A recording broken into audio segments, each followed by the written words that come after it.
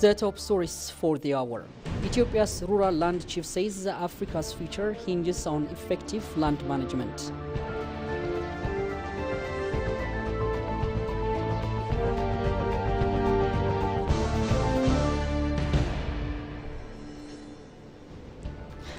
And AU Strategic Planning and Delivery Director hails African Continental Free Trade Area as a testament for African economic integration.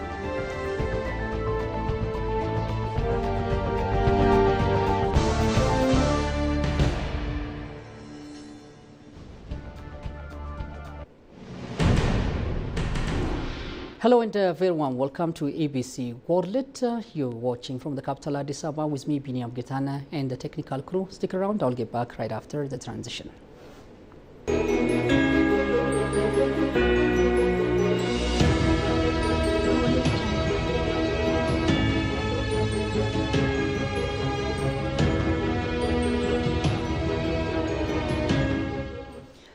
Welcome back. Now the news in full. Deputy Prime Minister Temesgen Trune praised the Ethiopian Islamic Affairs Supreme Council elections as a successful example of peaceful, democratic and participatory conduct. He met with the council's new president, Sheikh Haji Ibrahim Tufa, and its leadership, acknowledging their contribution to the orderly and credible election. The Deputy Prime Minister highlighted the election as a significant lesson in developing Ethiopia's democratic culture and pledged continued government collaboration and support for the Council institutional strengths. He conveyed his confidence in the new leader's commitment to serving the community.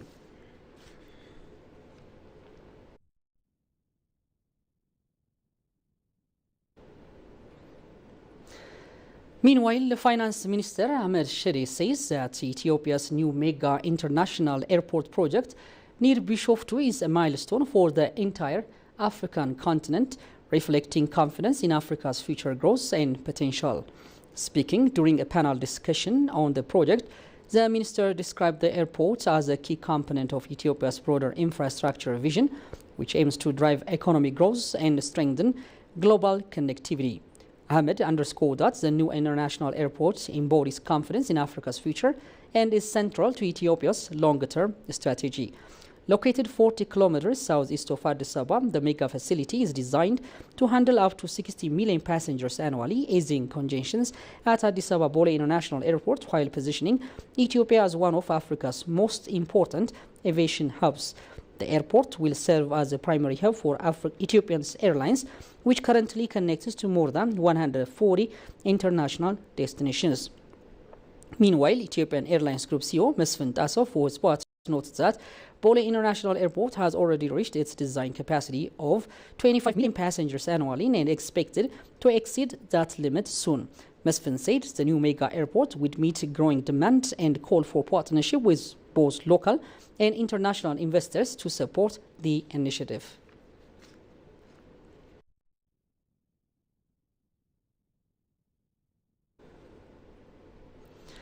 As the news continues, Ethiopia and Russia have agreed to broaden their cooperation in the sports sectors, building on their long-standing ties and partnerships across various fields. The agreement followed discussion between Ethiopia's State Minister of Culture and Sport, Nafisa Al-Mahdi, and the Russian Federation's Minister of Sports, Mikhail Datvary. During the meeting, Nafisa expressed Ethiopia's interest in collaboration on sports development, professional trainings, sports science, nutrition academy management, and technology transfer. Minister Dektev Arif, on his part, reaffirmed Russia's commitment to working closely with Ethiopia to advance cooperation in the sector, noting that strengthened ties would open opportunities for mutual growth and exchange in sports. Nafisa is currently leading Keen Ethiopia Rising Art Trophy on the Cultural Diplomacy Tour of Russia. The trophy stage performance in St. Petersburg and Moscow over the past week, showcasing Ethiopia's music, dance and traditions while promoting stronger cultural ties between the two nations.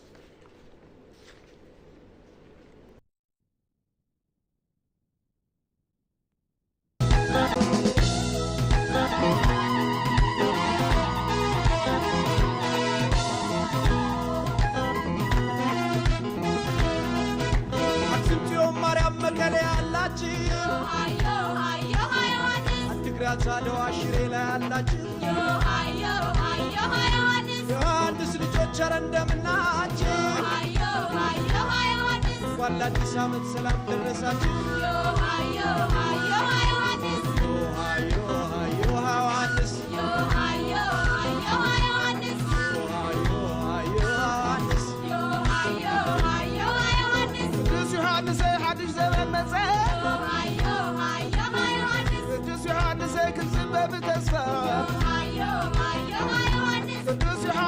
مسكال بران كونه قدوس يوحنس زكما حليفة قدوس يوحنس أزمرانا فريو قدوس يوحنس كل العشويتها قدوس يوحنس هاجرنا إثيوبيا قدوس يوحنس سلام يقبلنا قدوس يوحنس يابسد زلخو قدوس يوحنس يبعد زلخو قدوس يوحنس ينقع صحبو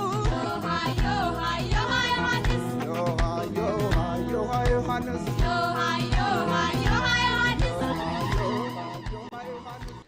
Welcome back. You're still on ABC World as the news continues. Pivotal Knowledge Exchange Workshop focusing on responsible land governance as the key to Africa's future prosperity opened in Addis Ababa today.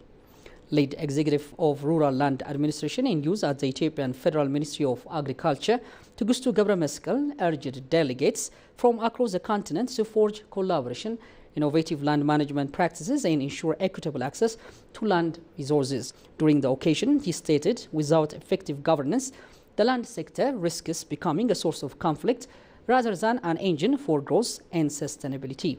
Kasaon Chane compiles the full story. A high-stakes knowledge exchange workshop on land governance commenced in Addis Ababa today. During the opening ceremony, lead executive of Rural Land Administration and Use at the Ethiopian Federal Ministry of Agriculture, Tugustu Gebrameskel, described that sustainable land management as crucial for Africa's future prosperity. Delegates from across the continent are participating. The lead executive of Rural Land Administration and Use Tugustu stated that the workshop focused on making responsible land governance work from insight to impact, offered a vital opportunity to strengthen African solidarity through learning and collaboration. Without effective governance, the land sector risks becoming a source of conflict rather than an asset for growth. Excellencies, this knowledge exchange workshop comes at a critical moment. It offers us a platform not only to share experiences, but also to strengthen African solidarity and collaboration. Through knowledge exchange, we can collectively craft solutions that are both innovative and practical solutions that resonate with realities of our communities while aligning with African Union's framework and guidelines on land policy and the sustainable development goals. That is why responsible land governance must remain at the core of our agenda. The lead executive reported that this partnership had significantly supported Ethiopia's national development priorities, specifically in sustainable land management, agricultural development and rural transformation. He added that it had helped to strengthen and improve service delivery systems, fostering food security within Ethiopia and contributing to broader African food production. While acknowledging progress, the lead executive of Rural Land Administration and Use at the Ethiopian Federal Ministry of Agriculture cautioned about remaining challenges like the need to balance food security with urbanization, environmental conservation, and climate resilience. For decades, Ethiopia and GIZ have worked hand in hand to advance sustainable land management, responsible land governance, and the modernization of land information system. This partnership has helped us strengthen institutions, improve service delivery, and build systems that empower farmers, investors, and local communities alike. We are deeply grateful for this collaboration, which continues to bear fruit for our people and for Africa at large. Today, as we reflect on the progress achieved, we must also acknowledge the challenges that remain.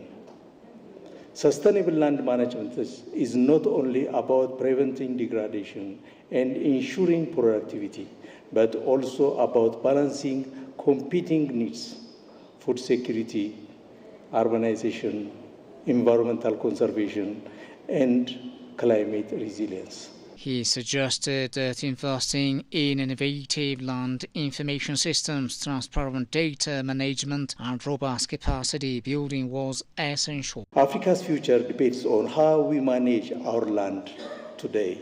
If we succeed in embedding sustainability, transparency, and equity in our land governance system, we will unlock enormous potential for economic growth and social sustainability and environmental protection. I am confident that the exchange during this workshop will inspire new ideas, practical solutions, and lasting collaborations. Let's seize this opportunity not only to learn from one another, but to commit ourselves to transforming insight into impact for the benefit of our citizens, our nations, and our continent.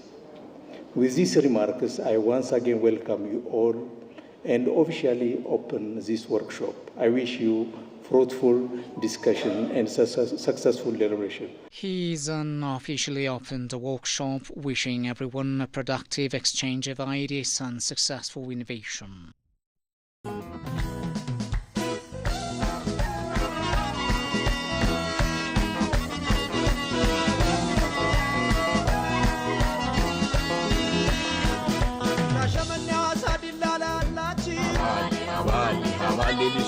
Arba mincho ላይ ታበደቡብ ያላችሁ ወለባ አሉ ሰላም ደረሳችሁ ወላዲስ አመት ሰላም ደረሳችሁ አዮ አበባዬ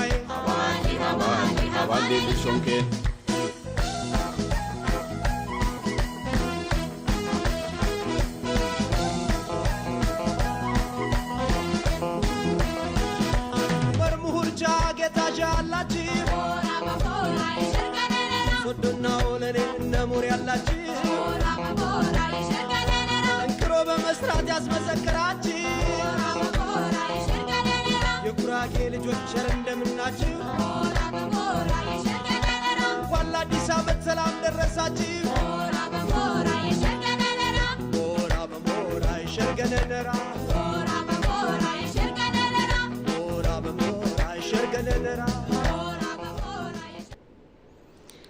And now finally, African Union's Agenda 2063's opportunities lie in fostering economic growth through the African Continental Free Trade Area, strengthening infrastructure, achieving gender equality, promoting youth empowerment, and improving governance and rule of law for a peaceful, integrated, and prosperous Africa. Approached by EBC World Director for African Union's Strategic Planning and Delivery, Boto Kebwani Bandi, highlighted that African Continental Free Trade Area stands as a testament to creating an economic integrated African flagship project. Digissim Nessa sat down with him. Have you not heard of Agenda 2063? Why Agenda 2063? Thank you very much. And the question of why Agenda 2063 is that Africa needed a blueprint to lead their development agenda.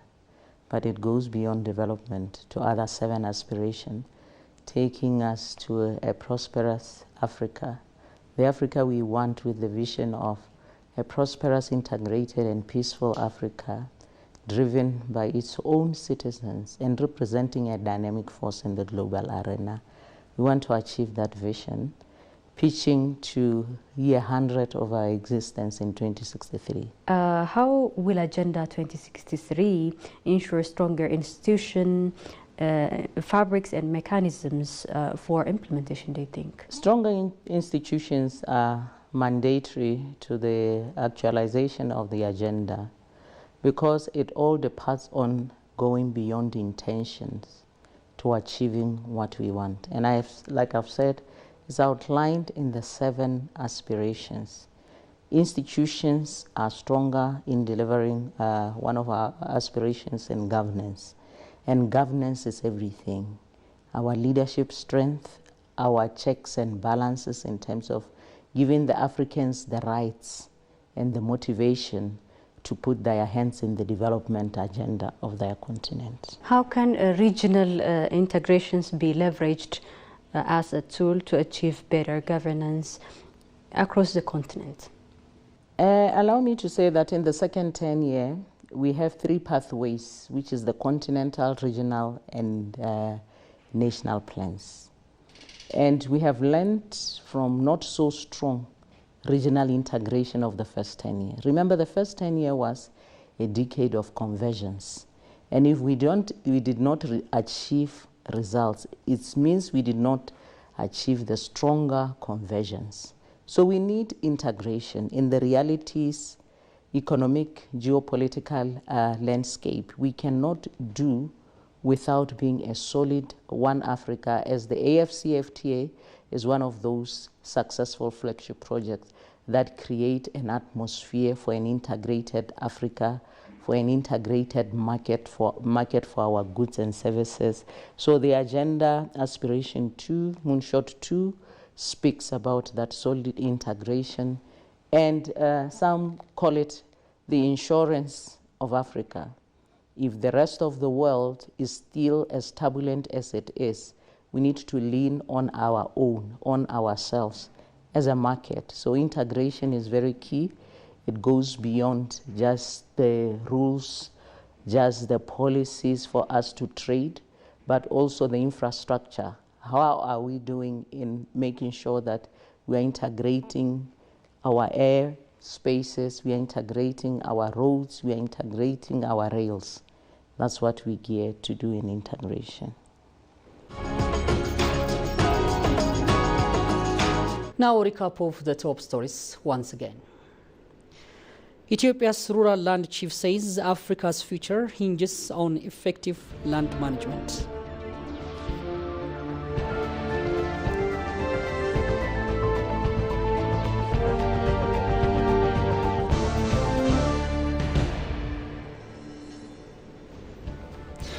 And Africa Strategic Planning and Delivery Director hails African Continental Free Trade Area as a testament for African economic integration.